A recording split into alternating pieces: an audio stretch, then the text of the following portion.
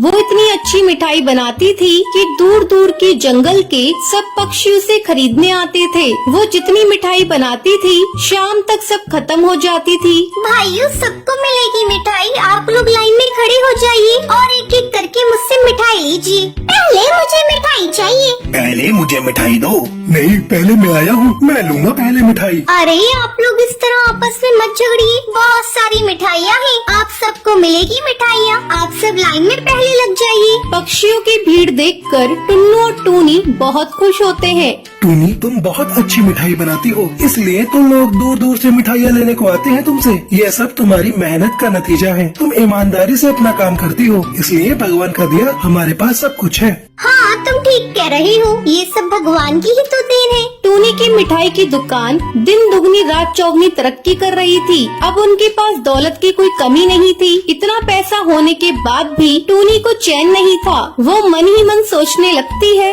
इतनी मेहनत करती हूँ लेकिन पैसे बहुत कम बचते हैं। क्यों न ऐसा किया जाए, लागत भी कम हो और मुनाफा ज्यादा हो। क्यों न मैं तराजू के नीचे एक चुंबक लगा दूं, जिससे मुझे मिठाई कम देनी पड़ेगी और पैसे भी ज्यादा मिलेंगे। ये सोचकर टूनी अगले दिन तराजू में चुंबक लगा देती है। ऐसा करते हुए उसकी सास बबली कबूतरी देख लेती है।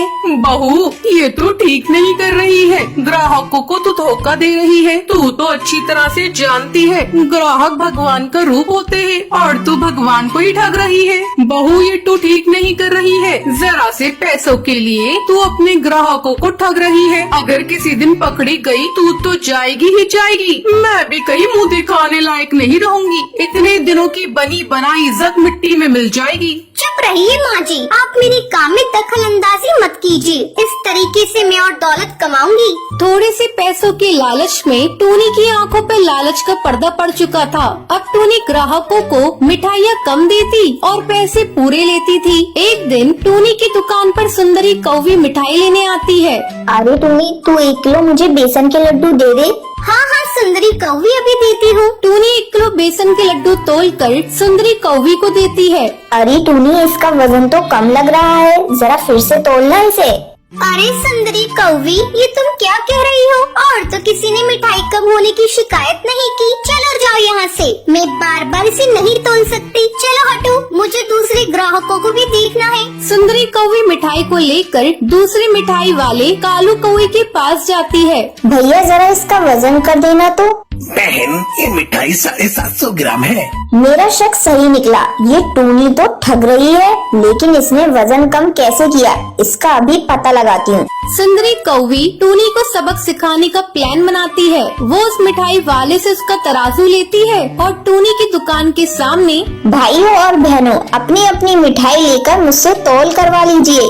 ये मिठाई वाली हम सबको उल्लू बना रही है। जब टूनी सुंदरी कौवी की आवाज सुनती है, ये क्या नई नौटंकी है सुंदरी कौवी? तुम मेरी दुकान के आगे क्या कर रही हो? चलो हटो यहाँ से। तुम्हें अभी पता चल जाएगा टूनी, मैं यहाँ कौन सी नौटंकी कर रही हूँ। कुछ ग्राहक सुंदरी कौवी से अपनी अपनी मिठाइयों का तोल करवाते हैं। अरे, ये मिठाई वाली तो हम सबको ठग रही है। ये तो वजन कम दे रही है और पैसे ज्यादा दे रही है। चलो इसे सबक सिखाते हैं। सभी ग्राहक गुस्से से टूनी को पीटने के लिए आगे बढ़ते हैं। तभी बबली कबूतरी वहाँ आ जाती है और उनसे माफी मांगकर आगे से ऐसा न करने का वादा करती है।